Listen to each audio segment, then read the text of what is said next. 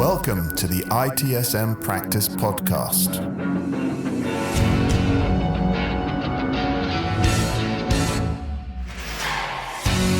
I am Luigi Ferri and I welcome you to today's episode of the ITSM Practice Podcast, your go-to educational podcast for insights from the industry's leading voices in ITSM and IT security. Today, I'm happy to have Adrian Bunea joining us. Adrian is an IT service management leader, currently serving as the global head of IT service management at NXP Semiconductors. With over a decade of experience in the IT sector, Adrian has a proven expertise in managing complex IT and business initiatives, emphasizing strategic relationships, resource allocation, and team leadership. Adrian holds the ITIL 4 Managing Professional and ITIL 4 Leader Digital and IT Strategy certifications, and is an accomplished ITIL 4 trainer. In today's episode, he will discuss the critical topic of service level agreements and the pervasive issue known as the watermelon effect in customer satisfaction. Adrian will share his insights on how organizations can avoid the watermelon effect and ensure their metrics genuinely reflect user satisfaction and service quality. Stay tuned as we explore practical steps to ensure that service metrics accurately reflect user satisfaction and service quality, and how to foster a culture of transparency and accountability in service management. Let's start. Thank you, Luigi, for inviting me to discuss on your podcast about SLAs, the watermelon effect, and how we can minimize the negative impact of this effect. While everyone uses SLAs to track things like service performance, and don't get me wrong, SLAs are a good tool for tracking the performance of our services, we have to realize that like any tool, it has positive and negative aspects. And one of the negative ones is this watermelon effect. I would like to start off by making sure that we all understand what the watermelon effect is. It refers to situations where service level targets are green, they are met, but the end user experience with the service or support is not in line with these indicators. So like a watermelon, it's green on the outside, the reported performance is green, but underneath the reality is red.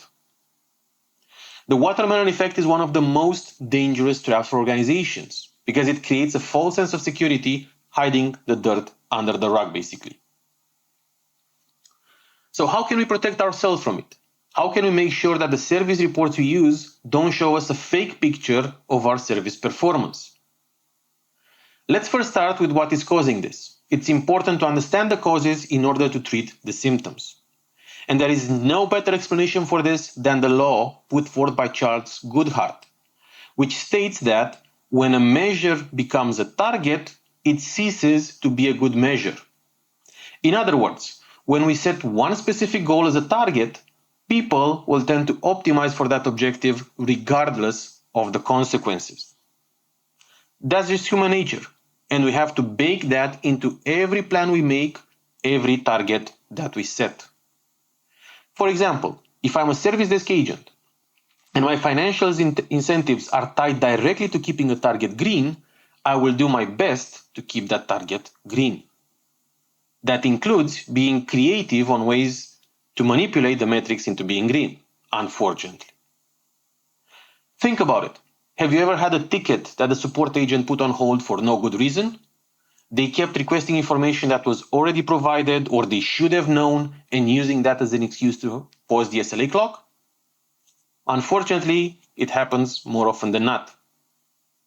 Of course, we don't have the time to go now through all the reasons this is happening. To be fair, agents being routinely overloaded is also one of them. But at the end of the day, I want to focus on human nature that leads us to put our personal targets above anything else. So back to the original question. How can we protect ourselves in our organization from this watermelon effect? Well, there is no silver bullet for this. It is critical to have a holistic view of service metrics. What I mean by that, it's important to look at the same aspect through the lens of several different metrics. Look at it from multiple angles at the same time. We need a mix of both operational and business metrics.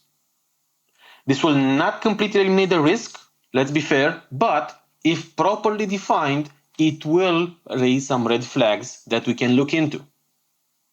Let's take a practical example. Say we have an agreement with the customer to fix an incident in 8 hours.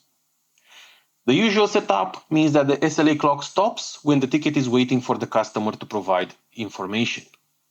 So let's say the ticket is created, we as a resolver spend 4 hours working on it, then we realize we need more info from the customer. So we ask him for the information and pause the SLA clock. 4 hours later, the customer provides the info, the SLA clock is running again, and we spend another 3.5 hours working on the ticket until we resolve it. Drawing the line, was the ticket resolved within the agreed time frame of 8 hours? Technically, yes, because the SLA clock was stopped while waiting for the customer. Our metric is green. But how long was the outage for the customer's business? The MTTR metric, mean time to resolve, would be 11.5 hours. So when we go back to report that all the issues were resolved in the agreed SLA timeframe of 8 hours, the customer might have a different perception about that. It did not take 8 hours to fix my issue, he will tell us, but it took 11.5 hours. For us, it's green. For him, it's red. Of course, this is a simplistic example, but it illustrates the general idea. How does raising red flags help? How can we generate these red flags? Well, looking at these metrics, let's say the SLA adherence metric is improving, but the MTTR metric is going up, which means it takes longer and longer to resolve incidents. This is clearly a red flag that needs to be investigated. The cause for the mismatch could be that customers are getting worse at providing the requested information, or it could indicate that our agents are playing the system in order to keep their metrics green. This is why there is no magical way of preventing the watermelon effect. It will always be there as a risk. What we can do is try to minimize the effects by setting early warning mechanisms that allow us to understand the real picture. Only by keeping an eye on these measures and metrics and targets, distributing our metrics, can we create, deliver, and support healthy services to our customers and ensure that we are in control of what is happening under the hood of our organization. Thank you.